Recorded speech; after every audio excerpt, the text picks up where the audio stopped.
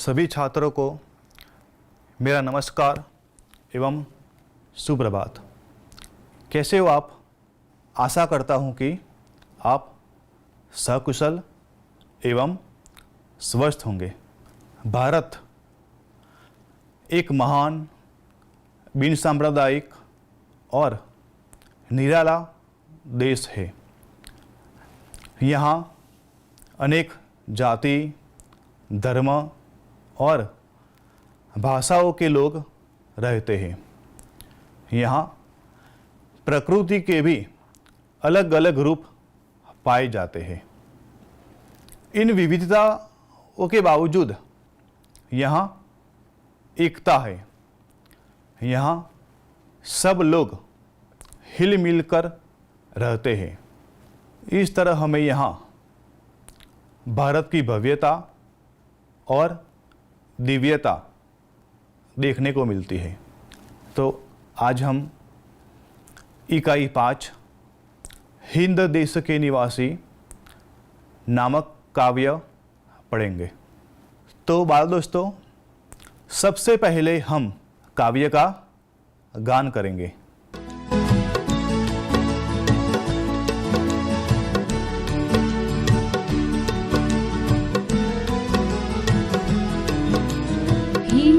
देश के निवासी सभी जन एक है। हिंद देश के निवासी सभी जन एक है। रंग रूप वेश भाषा चाहे अनेक है। रंग रूप वेश भाषा चाहे अनेक है। हिंद देश के निवासी सभी जन एक है। रंग रूप वेश भाषा चाहे अनेक है।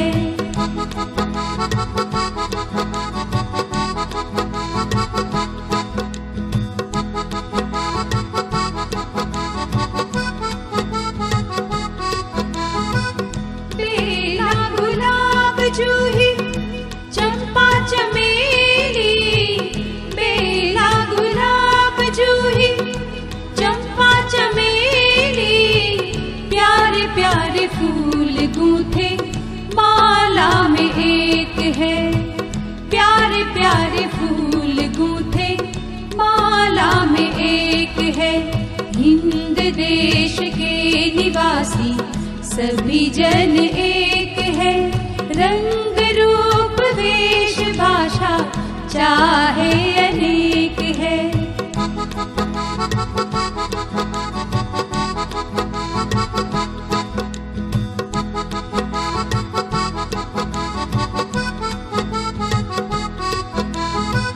कोयल की कूक न्यारी, पपी है गिटेर प्यारी। कोयल की कूक न्यारी, पपी है गिटेर प्यारी। गा रही तराना बुलबुल, राग मगर एक है। गा रही तराना बुलबुल, राग मगर एक है। हिंद देश के निवासी सभी जन एक है। रंग रूप वेश भाषा चाहे अनेक है।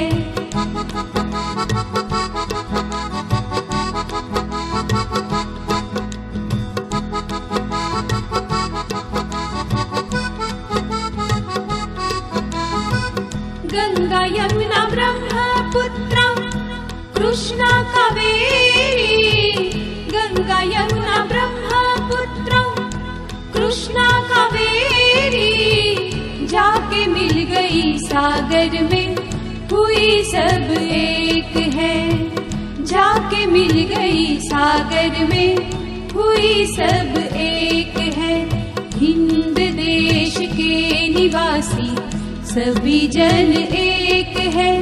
रंग रूप वेश भाषा चाहे अनेक है।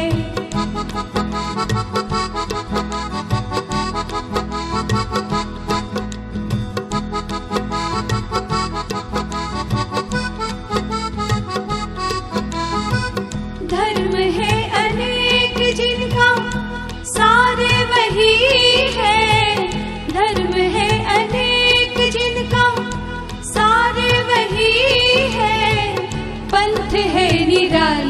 सबकी मंजिल तो एक है, पंथ है निराले सबकी मंजिल तो एक है।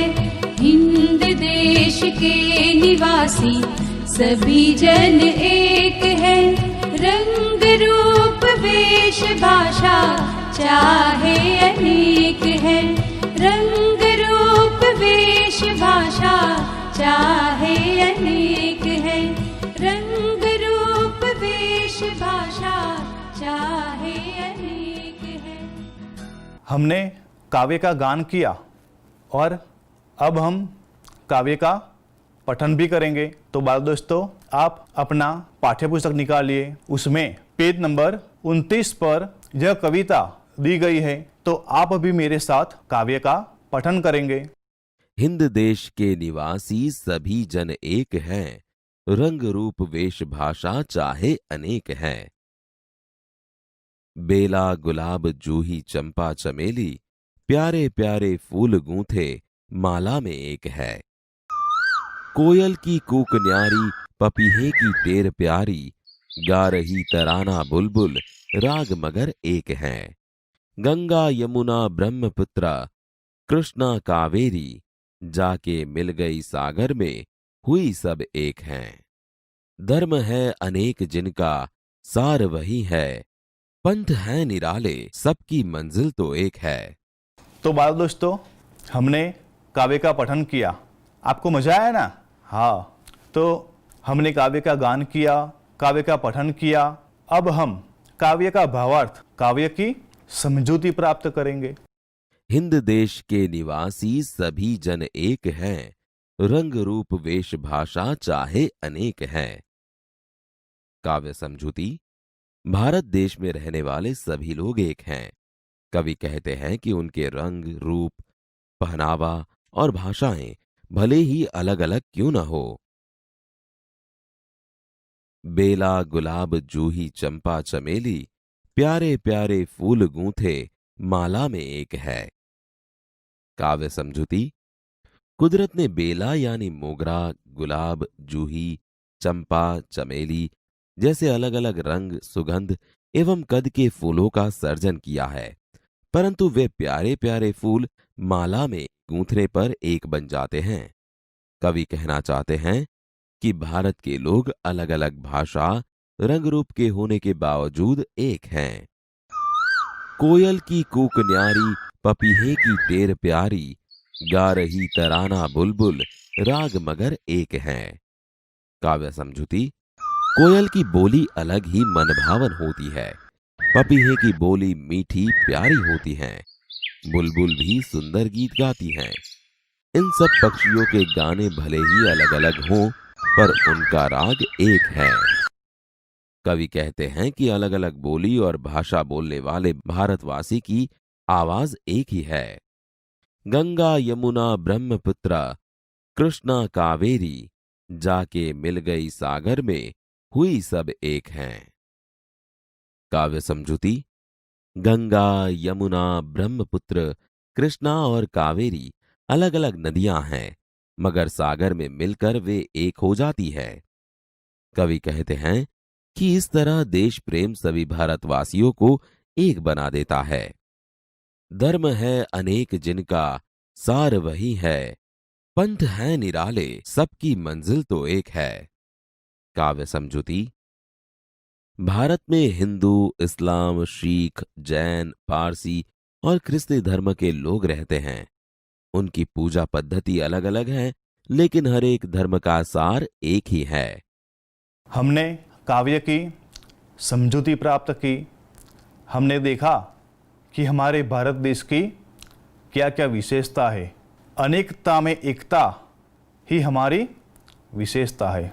तो अब हम प्रस्तुत दिए गए नए शब्द का अर्थ जानेंगे, नए शब्द को हम पहचानेंगे।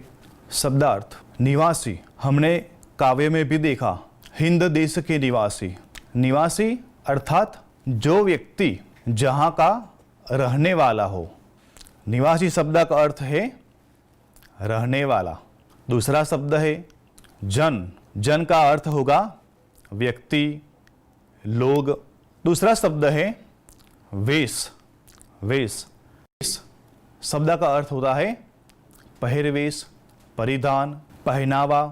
दूसरा शब्द है बेला। तो बेला का अर्थ क्या होगा?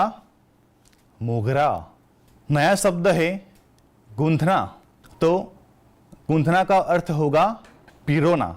और दूसरा शब्द है कुक। कुक यानी कोयल की आवाज।